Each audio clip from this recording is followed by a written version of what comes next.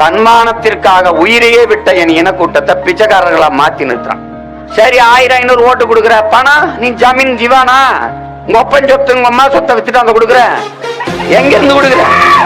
எங்க இருந்து கொடுக்குற? மிக்சி, கிரைண்டர், ஸ்கூட்டிக்கு மானியம், வாஷிங் மிஷின் என் துவைச்சு காயப்பட்டு தேய்ச்சி கொடுத்துட்டு போயிடுறேன்.